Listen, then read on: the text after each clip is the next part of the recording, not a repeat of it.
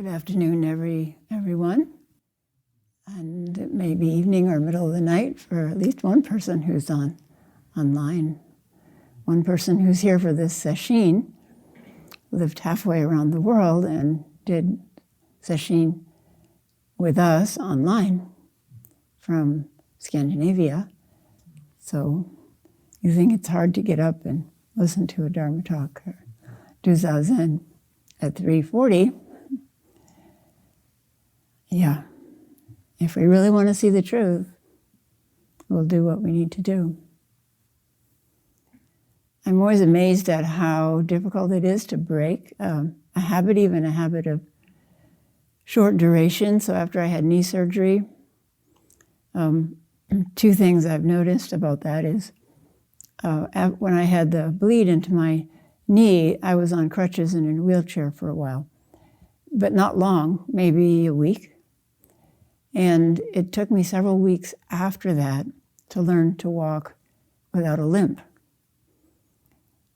And I took the advice of a physical therapist to just say, oh, you're not touching down with your heel. You have to touch down with your heel first. And then I stopped limping.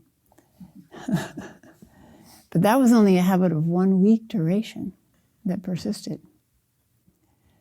And then I also have, for all my life, had the habit of folding up all my practice life, folding up my right leg first and then my left leg second on top of it. And I can't do that anymore because of the knee. But I still do it when I sit down, if I'm not being really mindful. So what physical problems do is force us to be mindful and to change our habits. And then we can reflect back on our mind habits, which have been going on all our life, and give ourselves a little compassion about how long it's taking. Yeah. We come to practice with the idea of, oh, I'll be enlightened, first session, I don't know, maybe third session. Nope.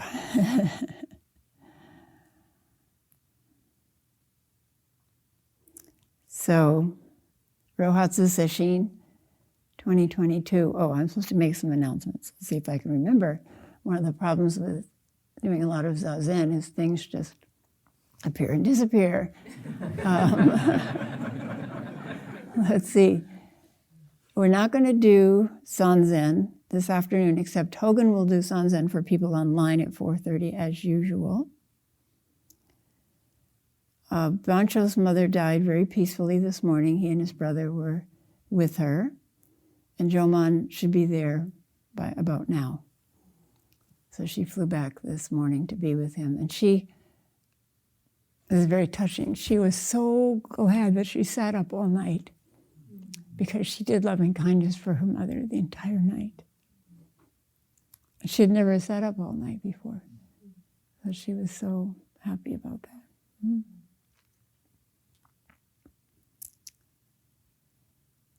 So tonight we'll have a special ceremony which we'll talk about. Hogan will explain it.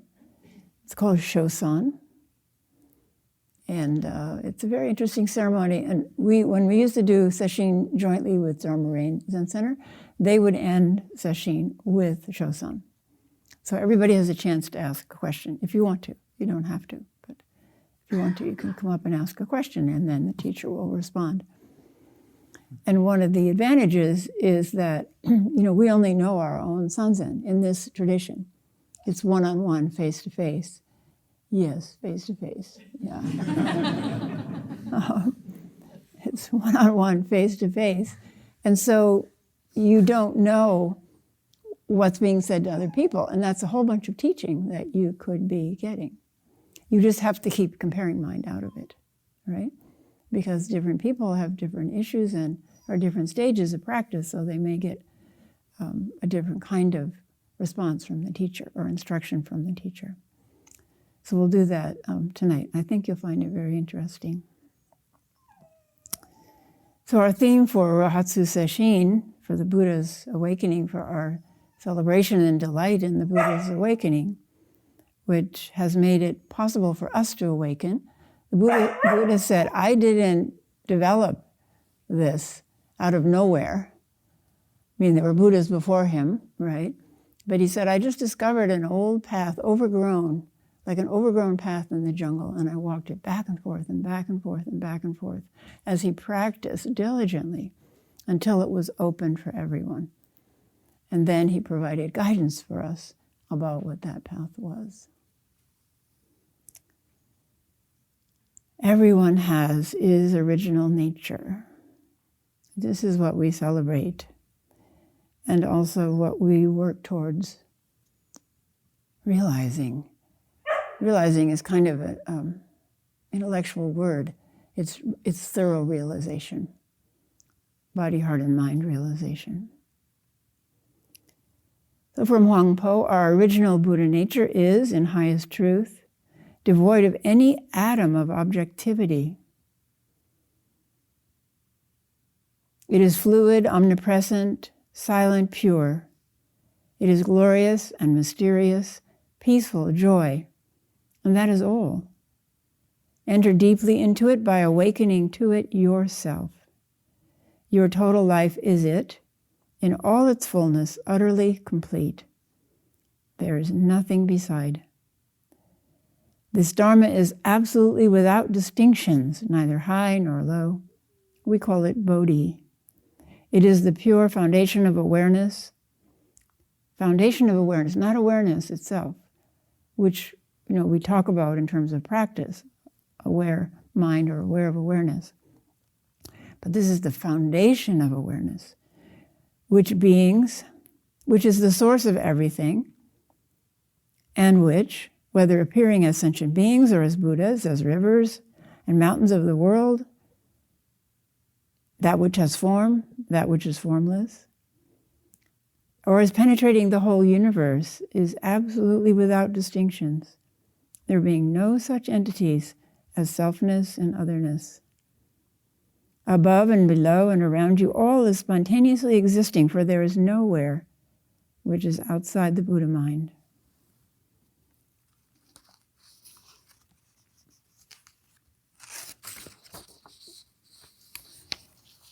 I want to talk just a bit about various phenomena that often occur during Sesshin, because I didn't see everyone myself. I don't know how many people these phenomena occur to, but they're very common. One is an apparent distortion in body sensations. You might see something that is not there, like a face on the floor. This floor doesn't lend to it, but often when you're sitting facing the wall, in pure Soto style, you'll see things appear on the wall. You might experience sensations that the body is very light or very heavy, even sinking into the ground. You might lose awareness of a part of your body and have to look down and make sure it's still there. Is my hand still there? You might hear sounds that have no apparent source, like hearing distant bells or voices. You might become very hot or very cold, or part of your body become hot. I used to, when I was sitting at ZCLA, and sitting became well developed, one half of my face would get quite hot. These phenomena are called makyo in Japanese, which technically means illusions. It occurs, so I'll talk about illusions in a minute, but it occurs when we have this tightly woven sense of reality, and through Zazen it begins to loosen, and then other aspects of reality peek through the holes. How to work with them? First, to know that what we ordinarily perceive as human beings is a very, very small part of reality. There's so many examples, but simple examples. There are many animals that can perceive UV light. Among them, bees and butterflies, and some flowers, if you shine a UV light on them, they have stripes pointing to nectar is here. And cats and dogs have UV vision and mark their territory with urine, which glows under the UV spectrum of light. So they can see where their territory is or where their territory has been invaded, or follow a trail. Bats use ultrasound to map the territory around them, so pitches higher than we can perceive. And cattle actually can hear ultrasound better than dogs. Dogs are known for their hearing, and there are, of course, ultrasound whistles that are silent to humans, but dogs will respond to. And whales and elephants communicate with infrasound, deeper than what we can hear. In fact, there was a woman who was up at the zoo in Portland maybe 15 years ago. She was a researcher, biologist, and she was watching the elephants, and she realized that she could feel vibrations with her feet. And it reminded her of how she felt when she was out whale watching. She was a whale biologist. So she got curious about whether elephants were communicating in infrasound. And they were. Turns out they listen partly with their feet. And they're constantly communicating, just like whales. But just those names, ultrasound and infrasound, above and below what humans can perceive, tells you how people-centered our idea of reality is. So all around us, there are sounds and things we can't see. Recently, I saw a video of a baby that was being held in its mother's arms during a boat trip, a whale watching trip. And the baby suddenly alerts and begins going, ew, ew, ew. And the adults look at it and they go, oh my gosh, can he hear whales? And then suddenly the whales break. Breach right next to the boat. So maybe we could hear, well, I'm sure we could hear better when we were younger. Yeah. So how to deal with makyo? When odd sensory phenomenon occur, don't add anything to them. So just notice and let them, like everything else, emerge, manifest, and disappear. So just notice and stay with what's occurring. Don't try to prolong it, which is clinging. Like, oh, great, now we're getting somewhere. This is like my first drug trip, you know. Or be frightened by it. Oh no, I'm going crazy. Just be with it, like with all other phenomena, until it eventually disappears. Often during sesshin, people report encountering fear. This is a very, very common issue that people bring up. They say that they feel that they're approaching something very significant, something that draws them inexorably forward, but at the last moment they become frightened and pull back. This is completely normal. The self is naturally afraid of something that might mean that it no longer occupies the place of all-controlling dictator in our life. Why would you jump into deep water of unknown depth? Water that might be hiding dangers that the mind cannot anticipate. That doesn't make any sense to the rational mind. So just know that this phenomenon happens, and just be willing to go to that edge and remain there a little longer, each time. And eventually, either you'll take the step or you'll fall off like Hogan described the guy somersaulting off the ton onto the floor, waking up and going, oh, everybody's sitting on the wall. So eventually, you'll fall in, or the waters will arise and take you over. While Huang Po, the verse quote that we have been reading for Sesshin, this is somebody describing him. While he was an uncompromising and somewhat fearsome Chan teacher, he understood the nature of fear in students when they heard the doctrine of emptiness and the void. And he said, those who hasten toward it, the void, dare not enter, fearing to hurtle down through the void with nothing to cling to or to stay, hold their fall. So they look to the brink and retreat. So the analogy I often use is, you've never seen the ocean before, and you go and see the ocean is, whoa, it's a lot bigger than you thought. And it looks like it's a lot deeper, you realize, whoa. And it goes all the way across the Pacific to Hawaii, whoa.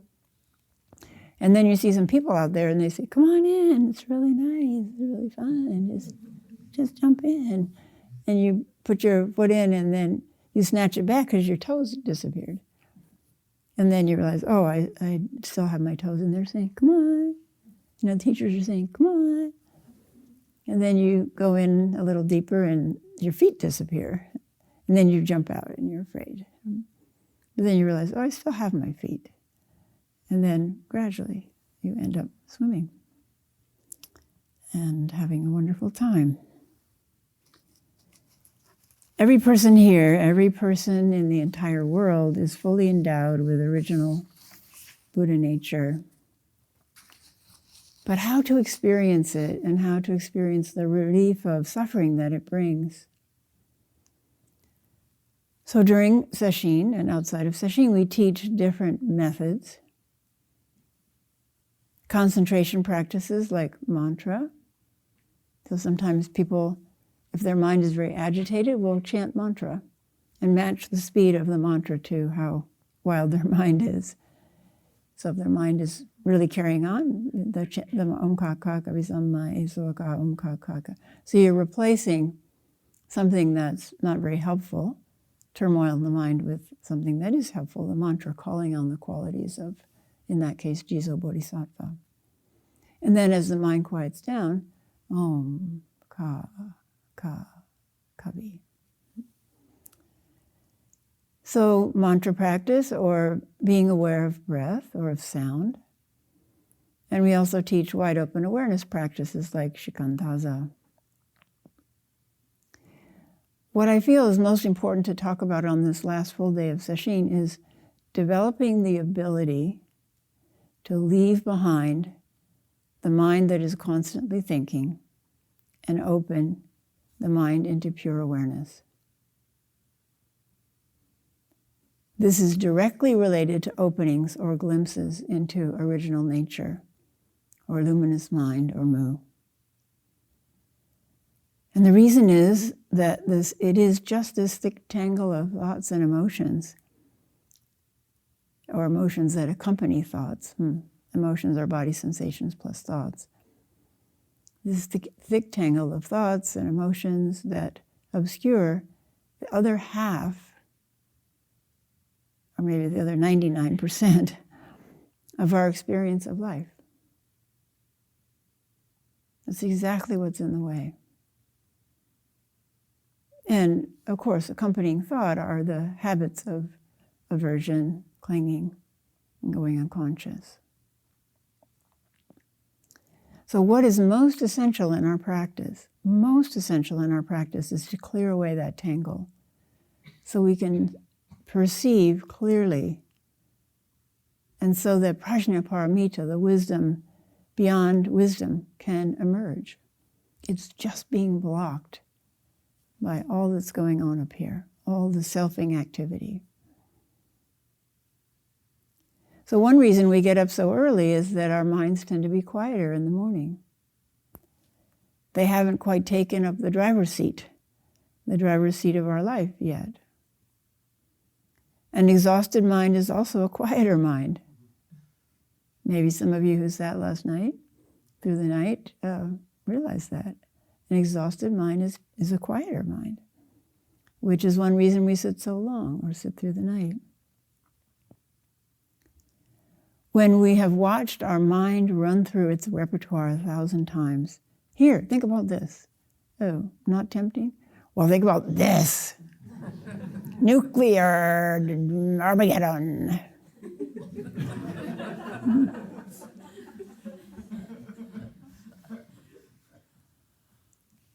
But eventually, as we sit day by day, we begin to ignore its chatter.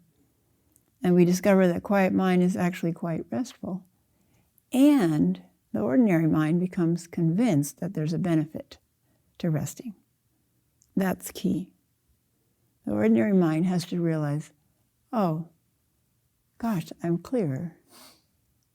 I don't have anxiety clouding everything that I think about, the future or the past.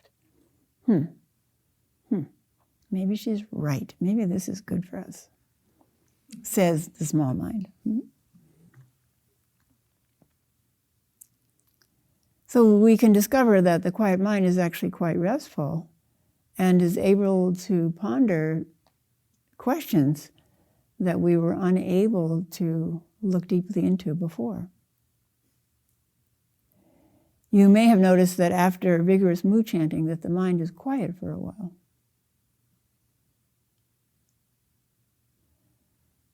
One person talked about working with these two aspects of mind. What I say is we have our ordinary mind, which I call station KRAZY on the radio, that turns itself on. We don't have to reach out and turn it on. It turns itself on. And if we turn our mind away from it, it turns itself on again. So we have thinking mind and then we have awareness mind, the two fundamental functions of our mind. And we're just so used to being in thinking mind that we're only in awareness mind in peak moments, when we become really absorbed in something and we lose track of time. Losing track of time is the key, that we've switched to awareness mind. But we want to be able to switch at will. We don't want to be held prisoner by the thinking, worrying, recriminating, critical mind, judgmental mind. One person talked about the strategy they had developed about drawing a curtain in their mind. So there's a curtain with thinking mind on one side, and on the other side, quiet, open mind. And in their mind, this person was visual, just walking to the other side of the curtain, or pulling the curtain on the busy thinking mind, and that worked well. So people need to be creative. I couldn't count my breath to past 4, so I had to be really creative. I knew that quiet mind was really important. And one of the ways I used to imagine getting away from my mind chatter and into quiet mind was that my mind chatter was like being in a very loud and boring cocktail party. And so I would imagine, this is really awful. And that I discovered there was another room that I could walk into, and I would imagine myself walking into that room and closing the door. And it was very, very quiet in that room, very quiet. Occasionally I could hear like a little bit of the conversation on the other side of the door, and my mind would get distracted, but I could easily bring it back.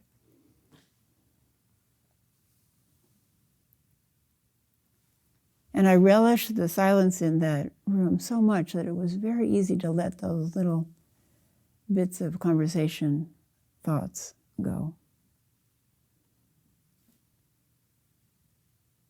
So you may have to develop your own way of walking through that door, which is not a door, from active thinking mind, anxious, distracted mind, afraid mind, fearsome mind, over into spacious, quiet mind. The old masters talk about the active practice of emptying the mind, active practice, all the time. But I didn't realize it until I had begun to practice what I called walking back and forth. Walking back and forth. So one thing that doesn't work well is if in Sesshin you discover, quiet mind, yes, this is wonderful. I just feel so refreshed. Refreshed because there's an infinite amount of energy in the world, and all the thinking that we're doing is setting up a screen against that energy. And when we let down that screen, the energy comes flooding in. And that's also frightening for people sometimes.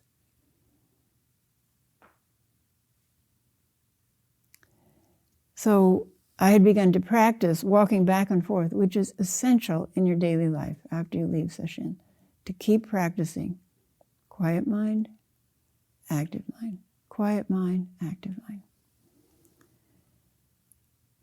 Chan Master Shen Yang taught that a progression. He said we go through the years of practice, or even in one Sesshin, from what he called scattered and oblivious mind. he talks about scattered mind, but he added oblivious, which I thought was great. Because when we're thinking all the time, we're oblivious to most other things that are going on, right? So progressing from scattered oblivious mind to simplified mind. So I'm going to practice with the breath. I'm going to make things really simple. To one-pointed concentration, where the breath, you're so with the breath, you're just sliding along the breath, just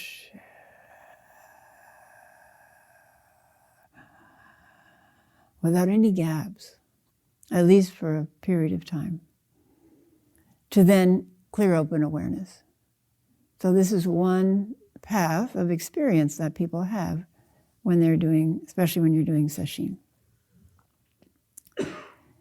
And when you begin to experience quiet or even silent mind, you will discover that masters, old and new, from China, from India, from Korea, from Japan, all talk about silent mind as essential, as absolutely essential. And I'll read you some examples. So this is from Roshi, who is now 83. To be present in each and every moment rather than previous mind moments is Zazen. To be present in each and every moment rather than previous mind moments is Zazen. In the same way that a mirror reflects everything that comes in front of it without adding opinions or judgments, receive everything exactly as it is. When thoughts come up, do not give them any attention. Eventually they won't come up anymore. Hang on to nothing at all, without anything to be moved around by. Settle deeply into this inner space. This is what Zazen is. As Rinzai put it, in each and every mind moment, not adding any secondary thinking. This is worth more than 10 years of pilgrimage or 10 years in the dojo. When you see or hear something, leave it at that first impression. Don't think about what is yet to happen. Be fresh and ready for what does happen. Then in each moment, the wisdom that is needed comes forth spontaneously. This is prajna paramita. It's kind of ironic that our mind thinks that it can keep us safe and prevent us from falling into danger by thinking all the time and talking to us all the time and warning us or criticizing us all the time. But actually, when you just think of something simple like driving a car. Are you safer driving a car if you're constantly thinking about something else that you're worried about, or when your mind is just open and completely aware of the car, the road, everything around you? Which is safer? This is from Dogen Zenji, his writing Zazengi, which means the point of Zazen, in 1242, when he was 42 years old. This was a Dharma talk, part of a Dharma talk. He said, and it was written down, Yao Shan, who was later honored as great master Hong Dao, and in our lineage is Yaksan Igen, who lived in the 700s and into the early 800s. Great Master Hong Dao, Yaksan Igen, was sitting. A monk asked him, in steadfast sitting, what do you think? Yao Shan replied, think not thinking. The monk asked, how do you think not thinking?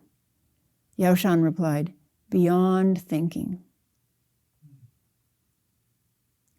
And when we chant the Fukan Zazengi, we actually chant the essential lines. It's in Dogen Zenji, put them into the Fukan Zazengi instructions for doing Zazen.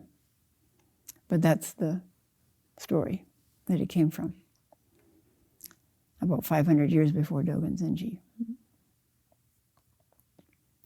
And then Dogen Zenji comments on this. Yao Shan said, beyond thinking. The need for non-thinking is crystal clear. The need for non-thinking is crystal clear, says Dogen Zenji. In order to think non-thinking is always used. In non-thinking, there is someone who sustains you. You see, the mind is afraid of non-thinking because who is there in non-thinking to watch over your safety? But Dogen Zenji is saying, there is someone who sustains you in non-thinking.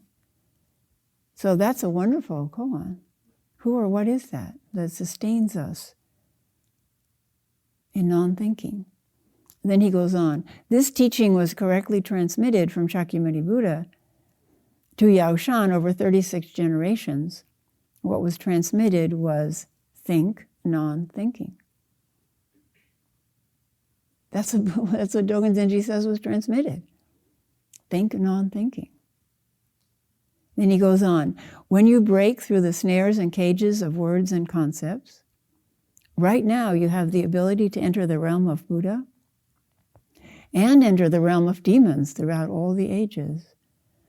Going forward and going backward, you personally have the freedom of overflowing ditches, overflowing valleys.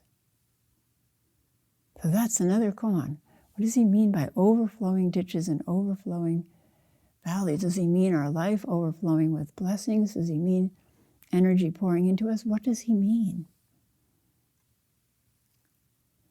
Dogen Zenji himself was enlightened as he sat in deep nighttime meditation by Rujing saying, drop off body and mind drop away. And that was the key to the pivot turning. And he didn't mean the actual body. He meant the ideas, the worries about the body, the identification with the body, the belief that you are your body, not to drop your physical body away. The Buddha on his awakening said, "O house builder, you will never build this house again." This constant process, as Michael Conklin called it, of defining, intending, and defending personal territory, the process of selfing. That stops happening when we're not thinking. And it's a blessed relief for us and everyone around us. So now I'm going to read from Master Sun Sunim, who was Korean. He was a friend of Maizumi Roshi's. He had a place in LA, not far from the Zen Center in LA, and he would come over sometimes. He was very cute. Some of you I know have seen a video about him, a documentary. He didn't speak English very well. He died in 2004 at age 77. He didn't speak English very well, so he developed these cute phrases like "don't know mind" or "just try mind." So here is what he wrote relevant to non-thinking. When you're thinking, your mind and my mind are different. When you cut off all attachments to thinking, then your mind and my mind are the same. If you only go straight, don't know, then your don't know mind, my don't know mind, and somebody else's don't know mind are the same. Don't know mind. This is because experiencing don't know mind already cuts off all thinking, which means there is no thinking. Not thinking is an empty mind. Empty mind is before thinking. Another name for this is your true self. That is your substance. Your before thinking mind is your substance. My before thinking mind is my substance. Then your substance, my substance, this sticks. He holds up a stick. Substance. This, I could hold up the clock. This clock's substance. This paper book's substance. Universal substance, everything's substance, is the same substance. When you keep a don't know mind, 100%, only go straight, don't know, you and the universe already become one. You are the universe. The universe is you. For teaching purposes, we sometimes call this the primary point. So don't know is not don't know. Primary point's name is don't know. Does that make sense? We call it a name, that makes it an object, right? But sometimes people call this point mind or Buddha or nature or absolute or holiness or energy or consciousness. There are many, many names people use for this. But originally, the true primary point has no name and no form. There is no speech and no words because this point is before thinking. Only when you keep a don't know mind, 100%, don't know. At that time, you and everything in this universe have already become one.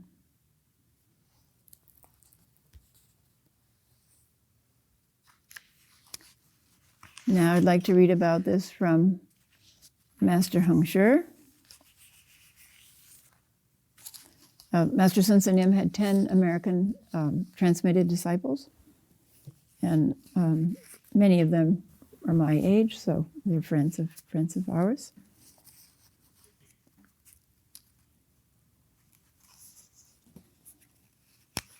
So I'd like to read from Heng Sure, who lived in the late 1000s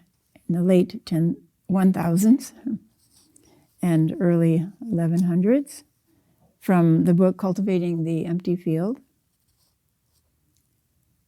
Cultivating the empty field is not a poetic reference. It's literally true. It means the originally empty field of our mind. Cultivating the empty field. So this first, I'm going to read in little bits. So this is relevant to the cliff, to approaching the cliff, or hanging from the top of the 100-foot pole and not being willing to let go.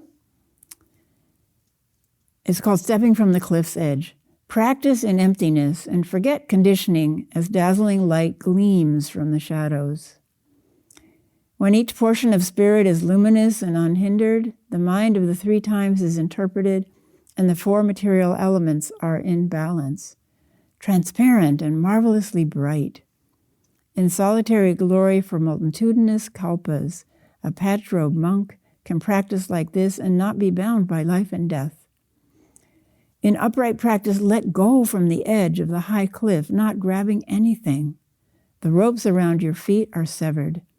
In wholeness, take one step. The Buddhas and ancestors all do not reach one's own genuine, wondrously illuminating field, which is called oneself. At this juncture, sustain the family business. Just when involved in deliberations, turn around from the stream of thoughts. Turn around from the stream of thoughts. Empty with enduring spirit, pure with enduring illumination, clear and white. Reed flowers and bright moonlight are mixed together. Oars pulled in, the solitary boat drifts past without difficulty. Oars pulled in. That's when you stop rowing and you enjoy the solitary boat drifting without difficulty. So that's Heng Sure talking about stepping from the cliff's edge. And then these are bits and pieces about how to practice, which are relevant to the theme of the quiet or the empty mind or the clear, bright awareness. This is called the bright, boundless field. The field of boundless emptiness is what exists from the very beginning. You must purify, cure, grind down, or brush away all the tendencies you have fabricated into apparent habits. Then you can reside in the clear circle of brightness. Utter emptiness has no image. Upright independence does not rely on anything. Just expand and illuminate the original truth, unconcerned by external conditions. In this field, birth and death do not appear. The deep source, transparent down to the bottom, can radiantly shine and can respond unencumbered to each speck of dust without becoming its partner. The practice of true reality. The practice of true reality is simply to sit serenely in silent introspection. When you have fathomed this, you cannot be turned around by external causes and conditions. This empty, wide-open mind is subtly and correctly illuminating, spacious and content, without confusion from inner thoughts of grasping effectively overcome habitual behavior and realize the self that is not possessed by emotions. You must be broad-minded, whole, without relying on others. Here you can rest and become clean, pure, and lucid. Bright and penetrating, you can immediately return, accord, and respond to deal with events. Everything is unhindered. Sit in meditation and entirely cut off causes and conditioning and language of the 3 times, past, present, and future. Reaching this, you cannot attach to a single dust mote. Only in silent serenity is the self known, full-spirited in its own glory, no stranger to sages, not diminished with worldly people, meaning not diminished when you are working with worldly people. From the beginning, only this is the single affair of the old home.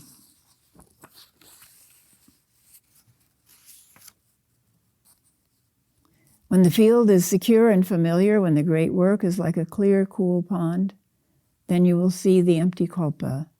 Do not allow a hair to bind you or permit a fiber to screen you from reality. Be supremely empty and bright, pure, round, and glorious. This is how a patch-robed monk steadily practices, naturally without edges or seams. In daytime the sun, at night the moon, each in turn does not blind the other. So he's talking also about our functioning. I talk about it as walking back and forth. So our daily functioning doesn't blind us to our ultimate nature, our true nature. And our true nature doesn't blind us to functioning in the, quote, real world, the outside world. They work together. To gain such steadiness, you must completely withdraw from the invisible pounding and weaving of your ingrained ideas. If you want to be rid of this invisible turmoil, you must just sit through it and let go of everything. Illuminate thoroughly, light and shadow altogether forgotten. Drop off your own skin, and the sense dusts will be fully purified, the eye readily discerning. Right in here, the central pivot turns, the gateway opens. You accord and respond without laboring and accomplish without hindrance. And then this last reading is about discerning and accepting our function. Discerning and accepting our function in the world. A plowman on the shining field. The shining field is, of course, the field of our awareness. And our practice is plowing it, cultivating it. From the outset, patch-robed monks have this field that is a clean, spacious, broad plain. Gazing ahead beyond any precipitous barriers, within the field they plow the clouds and sow the moon. With clear, bright understanding, vast and expansive, the true self accepts its function, without emerging or disintegrating, whether in a position of receiving or releasing. And he talks more about practicing that way. Then you have the opportunity to go home. Just then, what do you know? For 150,000 acres you can see the cold, pure, shining snow. Observing this well, one can be a strong plow person. Patch-robed monks roam the world, constantly emptying and expanding their minds.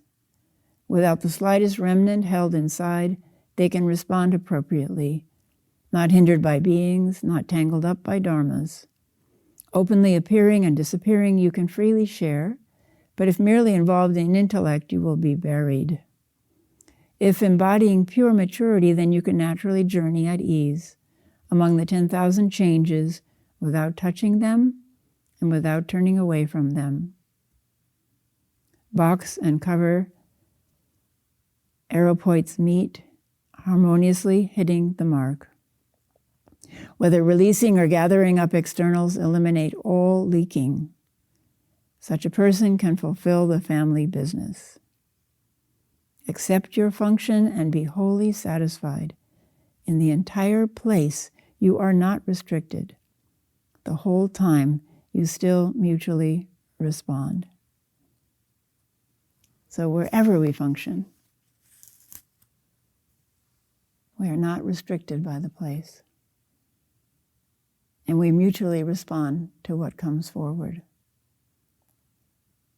Such a person can fulfill the family business. Hogan and I are engaged in the classic family business, handed down to us by our teachers, with a promise never to let it die. And all of you are welcome to join us in that business, which you have done during this sesshin. This is my second favorite quote from Dogen Zenji. This is especially appropriate for those who sat through the night. Stagnant water hides a dragon. In the entire earth there is no person. At midnight, holding this with empty hands is called practice for 3 immeasurable kalpas and another 100 kalpas. So our practice goes on and on and on. It is never, ever finished. And this is my first favorite quote from Dogen Zenji. Mm-hmm. A deluded person and an enlightened person at the same time use one boat, and each is not obstructed.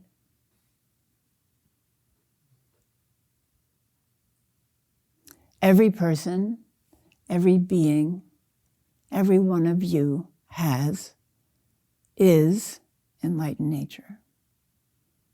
Please keep on practicing until you realize this more clearly than Hogan and I do. That is the true prayer of teachers. Then the Dharma will continue to provide relief from suffering and a life of contentment and ease and wonder to you and to many people and other beings. Thank you.